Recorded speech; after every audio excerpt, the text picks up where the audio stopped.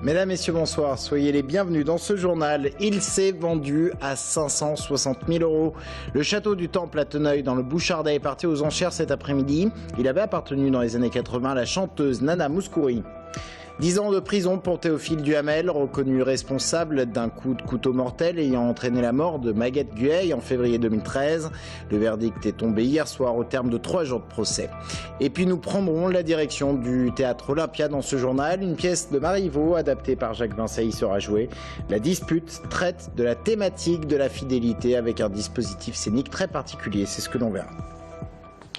Ce n'est pas tous les jours que l'on assiste à la vente d'un château, ancienne propriété de la chanteuse Nana Mouskouri, être vendu aux enchères. Le château du Temple à Theneuil dans le Bouchardais ne trouvait pas preneur, mis donc aux enchères. Ces 12 pièces ont été adjugées cet après-midi pour la somme de 560 000 €. Aurélie Renaud. Dans la salle des ventes, une vingtaine de curieux, mais seulement 3 acheteurs potentiels. L'objet de leur convoitise se trouve à 3 quarts d'heure de Tours. Il s'agit du château du Temple. Les intéressés l'ont visité il y a 1 mois. Construit en 1860 par un ancien directeur du Crédit foncier égyptien, c'est un produit atypique. Ça a commencé effectivement par des contacts avec des personnes qui habitaient à l'étranger, qui soient soit de nationalité étrangère, soit des Français expatriés, qui cherchaient soit une résidence secondaire en France, soit une résidence principale pour plus tard.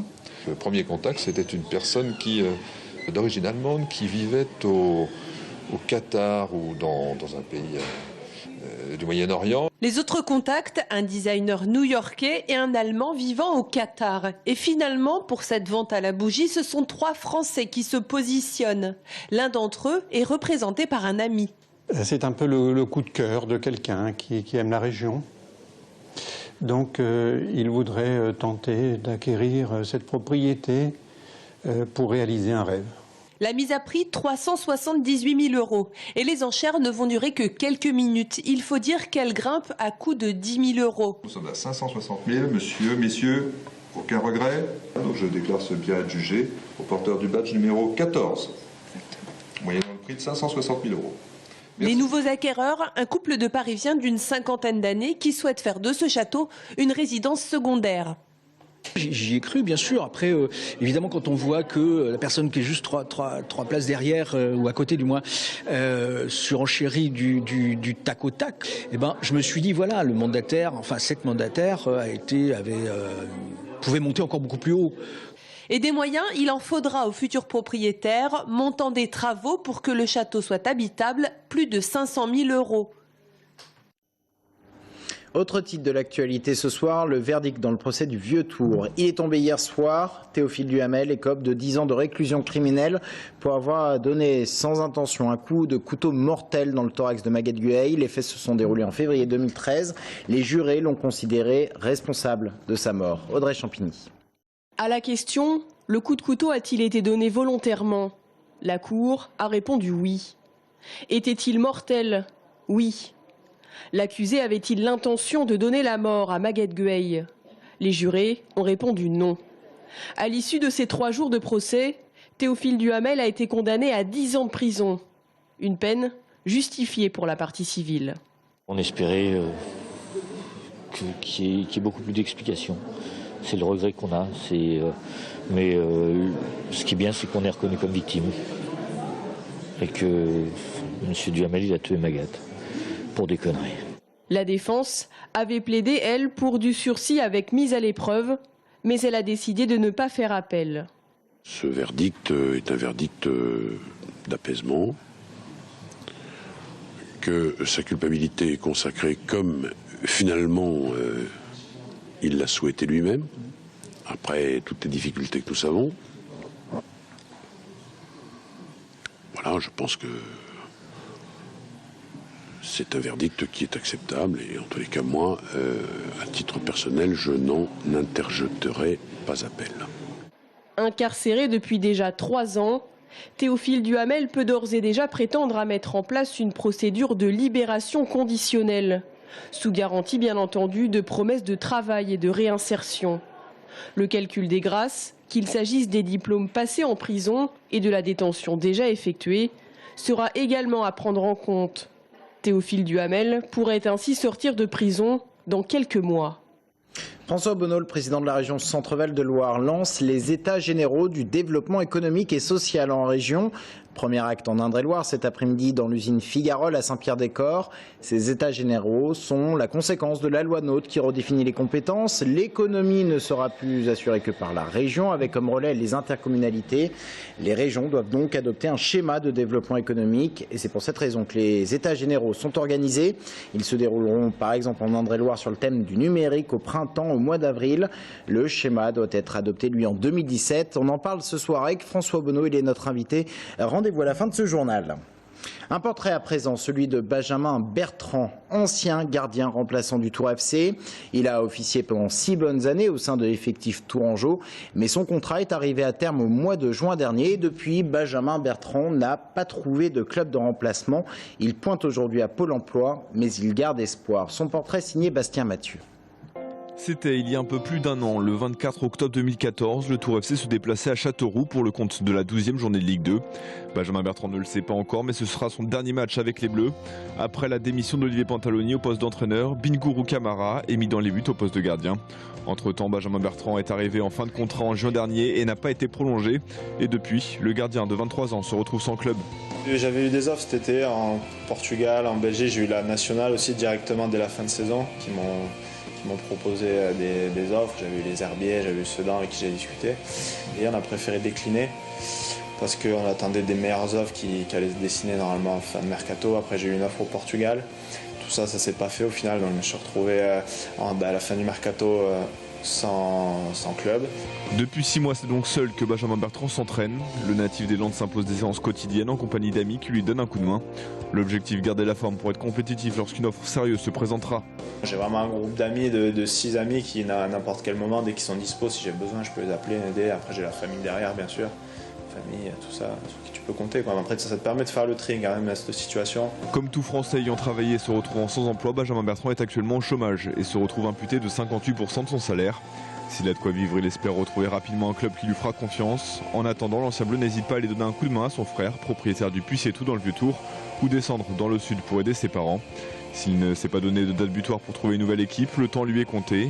En France, la période hivernale des transferts s'achève lundi à minuit. Il est l'une des personnalités incontournables de Touraine, une sacrée personnalité. Le transformiste Nello est l'invité d'en privé, événement ce soir sur TV Tour Val-de-Loire, à suivre en première diffusion à 19h30 et 22h45. Nello se livre dans son cabaret, chez lui également. En voici quelques extraits. Ça va vous ? Eh ben moi pas. Nello, une personnalité pleine d'humour, un homme de spectacle tombé dedans dès son plus jeune âge. Mais rien ne le prédestinait à devenir transformiste. Et pourtant, dans le Lisbonne des années fin 70, c'est là que tout change. Il y a un club de travestis qui ouvre à Lisbonne. C'était tout nouveau, ces choses-là. Et j'ai regardé un peu mon copain et puis je dis, la première question c'est quoi un travesti? Je suis un homme avant tout. Ici c'est un peu comme chez Michou avec ses transformistes imitateurs, sauf que Nello lui mélange les genres.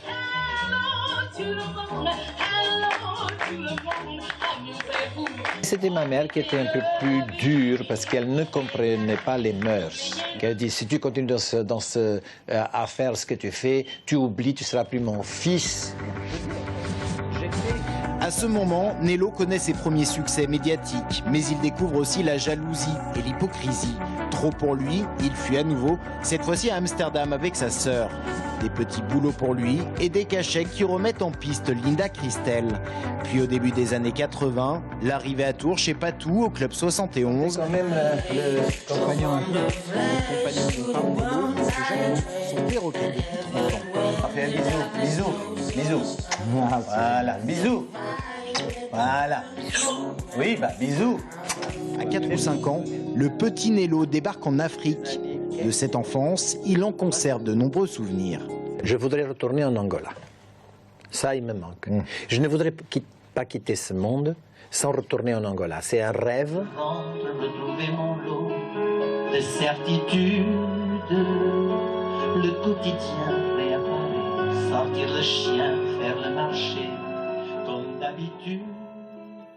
et c'est donc à suivre ce soir à 19h30 et 22h45. En revanche, il y a une petite erreur sur le bandeau qui s'est affiché à l'écran minuit. C'est l'horaire de dimanche soir. Demain, samedi, c'est à 18h45 et 22h30. Une nouvelle pièce, à présent, mise en scène par Jacques Vincey au Théâtre Olympia à Tours. À partir du 2 février, une pièce de Marivaux est adaptée. La dispute traite du thème de la fidélité avec un dispositif scénique particulier. Regardez plutôt ce reportage signé Anaïs Michaud. Vous m'aimez ? Comme un perdu. Tout l'enjeu est de savoir qui de l'homme ou de la femme a été le premier infidèle. La dispute met en scène une expérience. 2 garçons et 2 filles élevés à l'écart de la société vont se rencontrer pour la première fois à 18 ans sous les yeux des spectateurs. Une pièce quasi métaphysique. On revient à la genèse et ça nous permet de nous poser la question de comment on grandit avec nos désirs, notre sensualité, notre sexualité, comment l'amour est influencé, bridé ou pas par l'éducation, la morale, la société. Donc voilà, Marivaux, parce que ça me parle de maintenant aussi. Le dispositif choisi par Jacques Vincey oblige les spectateurs à participer à l'expérience. Il y a vraiment une intimité, les spectateurs. C'est pas un public, c'est 56 spectateurs par 2 et qui observent ce qu'ils ont eux-mêmes vécu tous à un moment ou à un autre de leur vie. Ils sont d'ailleurs eux-mêmes sur scène, disposés en cercle autour des comédiens, derrière des vitres sans teint, bien obligés d'assumer leur côté voyeur. On observe une expérience de laboratoire qui est à la fois, je pense, assez drôle parce que ce qui se passe est assez cocasse parce qu'évidemment ces naïvetés dont font preuve ces jeunes hommes et femmes sont parfois très drôles et à la fois assez cruelles. La pièce, qui dure 1 heure environ, sera jouée 2 fois par jour, du 2 au 12 février. En mai, elle sera proposée avec un dispositif complètement différent. Alors, oserez-vous l'expérience ? En 2017, la région Centre-Val de Loire adoptera son schéma de développement économique. Mais avant, elle doit organiser ses états généraux du développement économique. Ils ont été lancés aujourd'hui par le président de région. Dans un instant, François Bonneau est notre invité.